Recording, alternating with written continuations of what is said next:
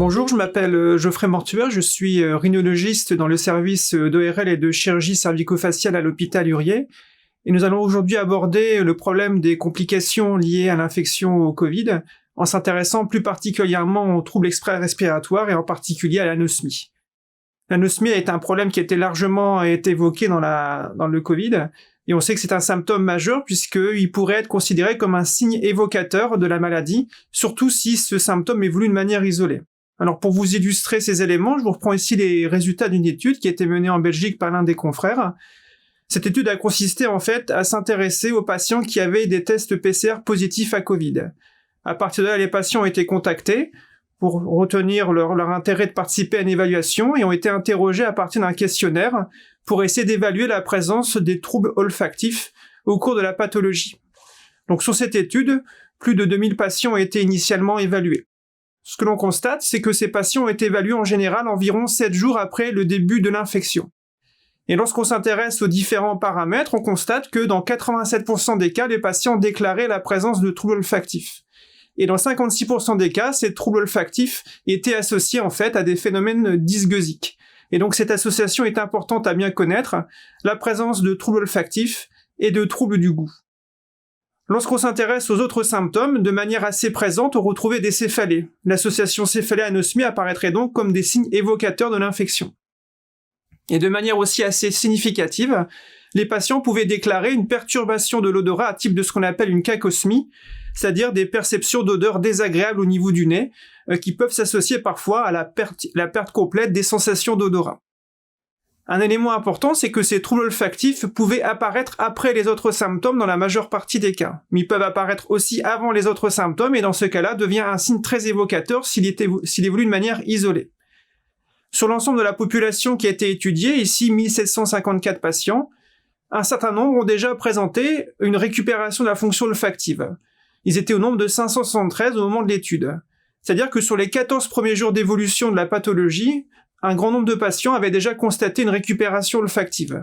Cette récupération pouvait apparaître très précocement dès le 4e jour et pouvait durer une quinzaine de jours en moyenne. Dans un sous-groupe de patients qui n'avaient pas récupéré la fonction olfactive, des tests spécifiques ont été réalisés et on s'aperçoit finalement que dans 50% des cas, les patients qui se déclarent comme ayant une anosmie ont en fait une perturbation modérée de l'odorat ou une odorat considérée comme normale, ce qui traduit bien l'existence parfois de distorsions entre la perception subjective d'un trouble de l'odorat et la réalité entre guillemets objective que l'on peut attribuer lorsqu'on réalise des tests objectifs de mesure de l'odorat. Alors comment expliquer ces troubles de l'olfaction au cours du Covid ? Ici, vous avez sur cette diapositive représenté une coupe anatomique qui vous montre les différentes structures de la voie olfactive. Représentées en rose les fosses nasales avec les différents cornets. Vous avez ensuite à la partie supérieure représentée par un cercle noir l'organe olfactif avec les filets olfactifs. Et zoomé sur cette région, vous avez la jonction entre les neurones olfactifs représentés en bleu et le bulbe olfactif situé à la partie supérieure représenté en bleu clair, qui va permettre l'acheminement de l'information olfactive jusqu'au niveau des centres cérébraux. Pour expliquer les troubles de l'odorat au cours du Covid, on pense que dans certaines situations, cela pourrait être lié à un œdème de la muqueuse olfactive. Finalement, ce qu'on observe la plupart des cas dans les situations de rhinite virale. Ce phénomène d'œdème muqueux peut s'expliquer par un tropisme particulier du virus au niveau de cette région, en raison de la présence de récepteurs à l'enzyme de conversion de l'angiotensine.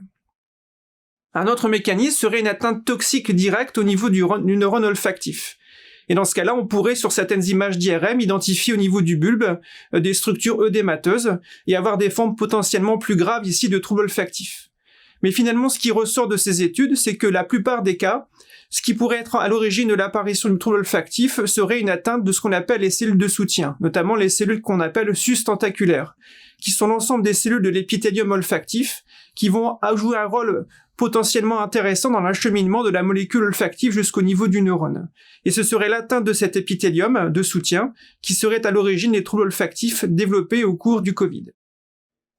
Alors l'évolution, dans la majorité des cas, est favorable. Ici, une étude qui s'intéressait à des patients qui avaient présenté une anosmie initiale, plus de 200 patients, et on s'aperçoit que très rapidement, en l'espace de 14 jours d'évolution, la plupart des patients décrivaient une amélioration déjà de leur trouble olfactif avec une récupération quasi complète. Nous avons pu au CHU Lille mener une étude dans le cadre d'un travail de thèse mené par Guillaume Barbereau. Les patients qui étaient recrutés au sein du CAMI, au nombre de 133, ont été évalués par l'intermédiaire d'un contact téléphonique pour connaître l'évolution de leurs troubles olfactifs. Les patients qui déclaraient une amélioration étaient notés, les patients qui déclaraient des symptômes persistants étaient évalués par des tests olfactifs spécifiques, qu'on appelle le test européen ETOC. On s'aperçoit sur la courbe de survie, sur la diapositive, que une grande partie des patients, plus de 60%, déclaraient déjà une amélioration de leur fonction olfactive en l'espace de 50 à 100 jours. Globalement, finalement, le pronostic reste très favorable. Néanmoins, la conduite à tenir que nous recommandons est de réaliser au bout d'un mois des tests olfactifs pour vraiment apprécier la situation du patient et proposer éventuellement une prise en charge spécifique. Cette évaluation s'adressant spécifiquement aux patients qui déclarent une anosmie, donc une absence totale d'odorat. La prise en charge s'appuie uniquement sur la rééducation olfactive. Toutes les études qui ont pu être menées dans le passé, en testant la corticothérapie, les vitaminothérapies ou certains traitements symptomatiques, n'ont pas apporté de résultats significatifs sur l'amélioration des troubles de l'odorat. Ici, je vous présente les résultats d'une étude qui avait été menée sur 119 patients qui présentaient une anosmie post-rhinitique virale. Ces patients ont bénéficié d'un entraînement olfactif pendant 16 semaines, avec des protocoles qui consistaient 2 fois par jour à percevoir 4 odeurs pendant 10 secondes toutes les 10 secondes. Les odeurs qui étaient sélectionnées étaient la rose, l'eucalyptus, le citron et le clou de girofle. Et pour pouvoir évaluer leur récupération, on utilisait un test olfactif qu'on appelle le sniffing test, qui était un test basé sur des petits flacons contenant des substances odorantes qu'il fallait identifier. On s'aperçoit, lorsqu'on compare à un groupe contrôle de patients qui n'a pas bénéficié de rééducation olfactive, que 68% des patients qui bénéficiaient de la rééducation avaient une amélioration de leur fonction olfactive, alors que 30% uniquement des patients contrôle constataient une amélioration. Finalement, grâce à cette rééducation olfactive, on peut espérer améliorer les capacités de récupération du patient et lui permettre plus rapidement de retrouver un odorat qui soit fonctionnel. Sur cette base, nous avons développé au sein du CHU un protocole d'auto-rééducation olfactif très simple qui consiste à réaliser 2 à 3 séances quotidiennes avec 4 odeurs sélectionnées parmi les suivantes que le patient peut se procurer dans une épicerie. Et le principe, c'est que pendant 2 mois, le patient réalise lui-même à la maison ses séances de rééducation. Il faut que ces substances odorantes soient positionnées dans des flacons sur lesquels on aura préalablement indiqué le nom de la substance afin qu'un lien puisse s'établir entre la reconnaissance du nom, le souvenir olfactif inscrit dans les centres cérébraux et la perception de l'odeur qui est cheminée au niveau de ces récepteurs. Grâce à ce travail de rééducation olfactive, on peut espérer améliorer les patients et leur permettre de récupérer un odorat qui soit pour eux utile dans leur vie de tous les jours. Ces troubles olfactifs sont très souvent négligés, considérés comme secondaires, mais on sait que dans certaines circonstances, les patients peuvent avoir un retentissement psychologique majeur lié à la perte d'odorat, mais aussi parfois un retentissement professionnel chez des patients qui ont besoin, dans le cadre de leur activité, de ressentir des odeurs témoignant d'une fuite de gaz ou autre, qui peut avoir un impact dans leur reclassement professionnel. D'où l'intérêt de bien identifier ces patients, de les traiter efficacement pour essayer de les améliorer. Je vous remercie.